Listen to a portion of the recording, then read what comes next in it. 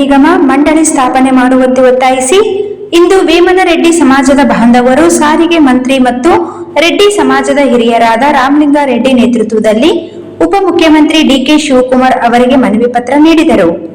ರೆಡ್ಡಿ ಸಮಾಜ ಎಲ್ಲಾ ರಂಗದಲ್ಲಿ ಸಮಾಜದ ಮುಖ್ಯವಾಹಿನಿಗೆ ಬರಲು ನಿಗಮ ಮಂಡಳಿ ರಚನೆಯ ಅಗತ್ಯವಿದೆ. ನಿಗಮ ಮಂಡಳಿ ರಚಿಸಿ 1,000 ಕೋಟಿ ರೂಪಾಯಿ ಕಾಯ್ದಿರಿಸಲು ಮನವಿ ಮಾಡಿದರು. ಈ ಸಂದರ್ಭದಲ್ಲಿ ರಾಜ್ಯ ರೆಡ್ಡಿ ಜನಸಂಘದ ಅಧ್ಯಕ್ಷರಾದ ಎಸ್ ಜಯರಾಮ್ ರೆಡ್ಡಿ, ಪ್ರಧಾನ ಕಾರ್ಯದರ್ಶಿ ಎಎನ್ ಶೇಖರ್ ರೆಡ್ಡಿ, ನಿರ್ದೇಶಕರಾದ ಕೃಷ್ಣಾರೆಡ್ಡಿ ಮತ್ತು ರೆಡ್ಡಿ ಸಮಾಜದ ಬಾಂಧವರು ಇದ್ದರು ಎಂದು ರಾಜ್ಯ ರೆಡ್ಡಿ ಜನಸಂಘದ ಸದಸ್ಯರಾದ ಪಿಆರ್ ಸತ್ಯನಾರಾಯಣ ರೆಡ್ಡಿ ತಿಳಿಸಿದ್ದಾರೆ.